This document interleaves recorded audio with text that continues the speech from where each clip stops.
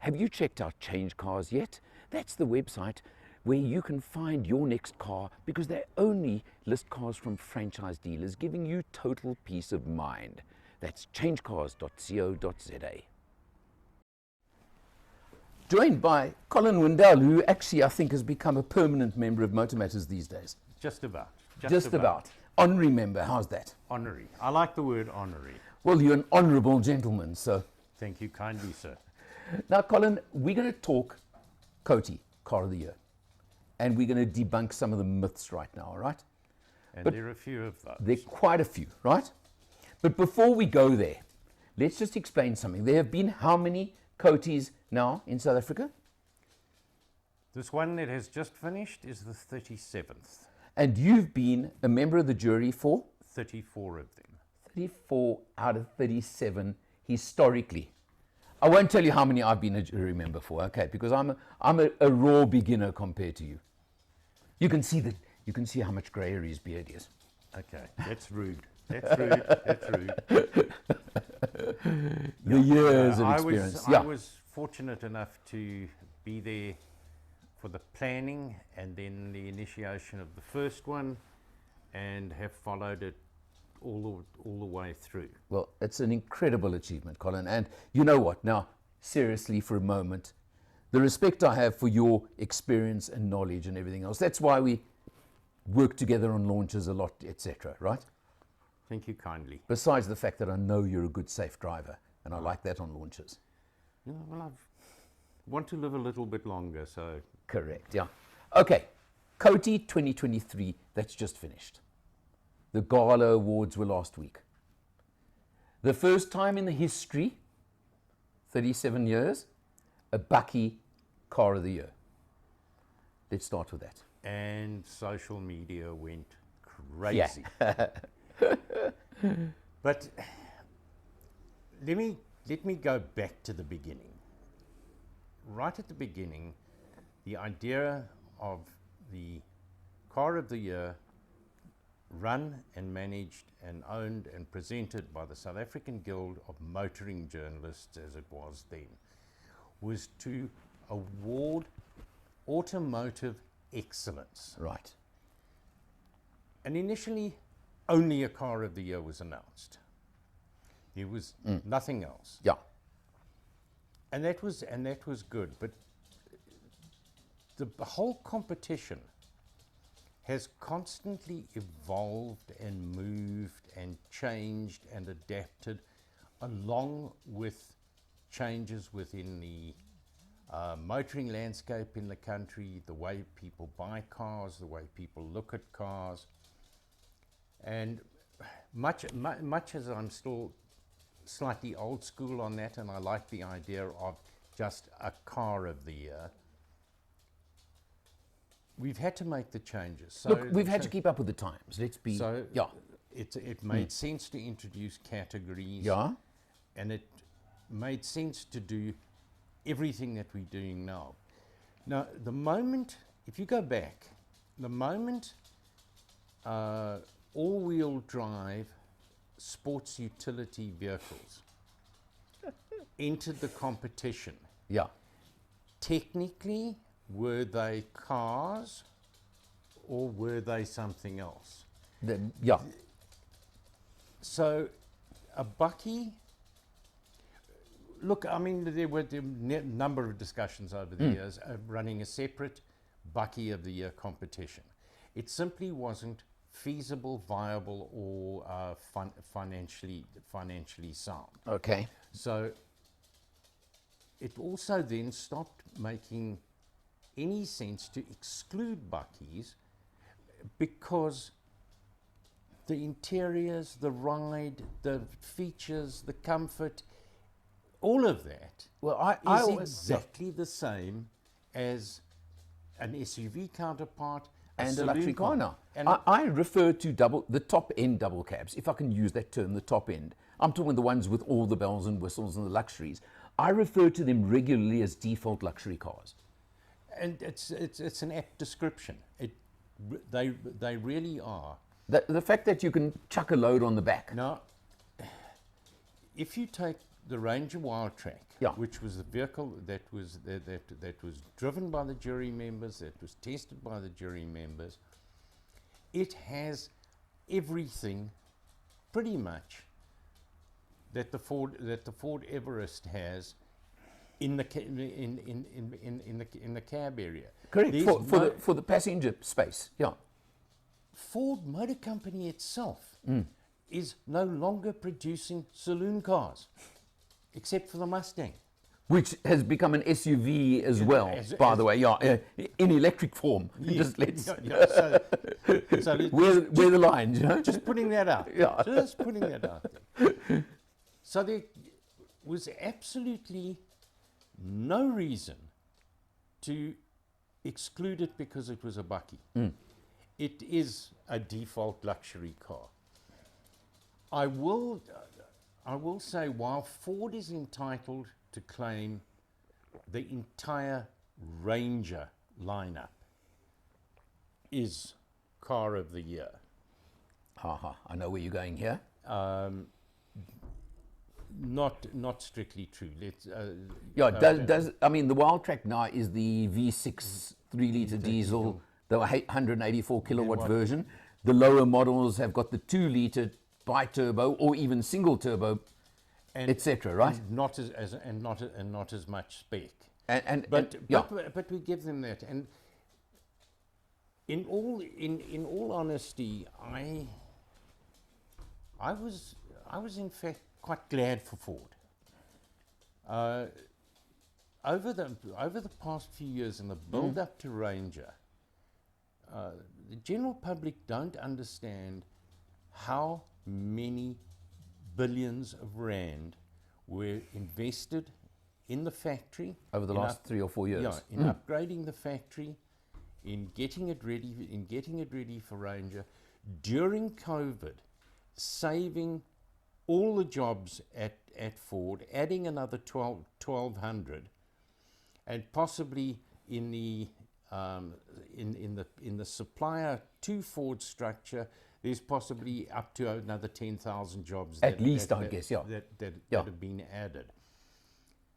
I think winning is kind of a justified reward, but let me be absolutely clear, that had nothing to do No. with them winning. And I'm just quite personally, in my own scoring, my own personal scoring, the Ranger came second by 1 point to another vehicle. Okay, and can I just, by the way, you remember you and I compared our scores afterwards. We did compare. The Ranger was second on mine as well. Very interestingly. So yeah, it wasn't a landslide victory. But it was an honest victory. And in the scoring process, the auditors dropped the lowest and the highest scores. 2 or 3 on each side. Yeah. Out of 27. Just to make sure that. And then there's still the electronic side of the scoring, which takes into account sales. There's a calculation for value for money, even relative to its competitors. So relative to, let's just name the Hilux, for example, that, you know, if it was way more expensive, it would have been marked down. Right. It would have lost points. So it's everything. But I just want to go back slightly, sorry, if you don't mind. How you qualify to be in Car of the Year. Let's just spend 2 minutes there, Colin. Okay, the qualification is there's a start date and a cut-off date for vehicles that are launched during that time. It's effectively a year's period, but it it's may a not year- be January to December. Yeah, it's a year. Yeah. It's a year's period. The car must be significantly new. We refer to slight refreshes as door handle changes. So if it's minor aesthetics from 1 year to the next, that card really doesn't qualify. It's got to be significantly new. Could I expand on that? There are apparently 3 criteria there. It's body, platform, and powertrain. Yeah. And the way I understand, and there's a validation committee that go through every launch over the period, 2 of those 3 have to be significantly new for it to qualify to come into Car of the Year in that year. Absolutely. So you could have a carryover engine, for example, but new platform, new body. That's otherwise you do not qualify. That's right. So I'm going to name, because it was actually mentioned to me literally an hour ago, where was the equivalent Toyota model? Sorry, they have not launched a significantly new one in the last year. Correct. Or in that qualifying period for COTY 2023. So that's very important. Now, I want to go on to something else. It was raised on another media channel, can I just call it that, the other day, that there was no relevance to this year's COTY because 1 or 2 manufacturers didn't enter. And I'll tell you, it was mentioned specifically the luxury car, which the Mercedes-Benz S-Class was declared the winner and came 3rd overall and was the juror's choice. Yeah. So it really was significant, yet the BMW 7 Series was not a contender. Now, how do you feel about that, Colin? One, the manufacturers do not enter. The vehicles are selected by the South African Guild of Mobility Journalists as it is now.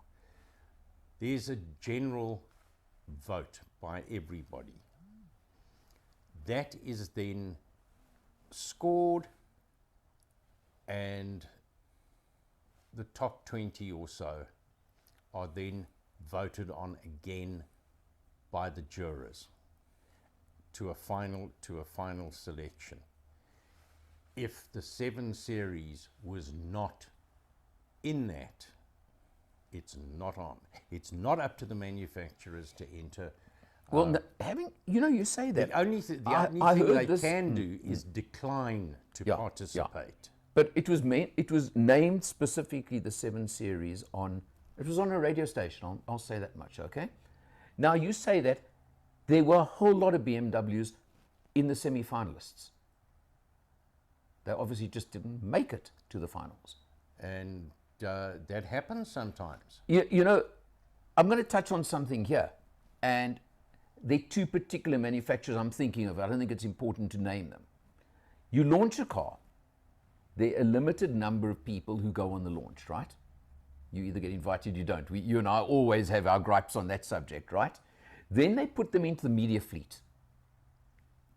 But there may only be 1 or whatever. I mean, a 7 Series BM, they can't have 5 of them in the media fleet. Let's be honest, they're 2.5 million rand cars. Absolutely. Let's just talk money here.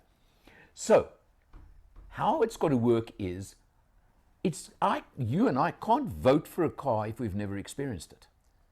Correct. And I'm talking even semi-finalist to finalist. How do you vote on a car that you've never experienced? You've never even sat in. That is a major issue, and one hopes the manufacturers have taken or do take cognizance of that. There are some that are once the finalists were announced, made special effort to get test cars to jury members, but not all of them. And I think hopefully with credibility that will build, that they know who the jury are, because that's announced a couple of months before. And you know what, if as a manufacturer, if you really want to be sure, make sure the jury get your car.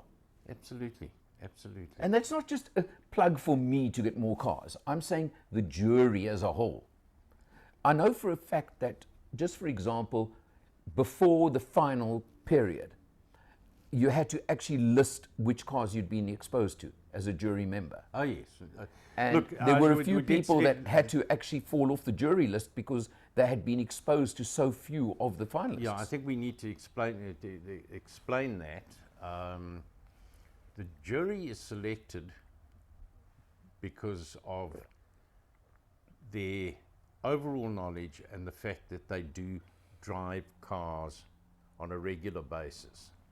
However, if you have not been to the launch or had the vehicle on test or enough of them, you will not make it onto the jury, which is absolutely correct, because you can't vote.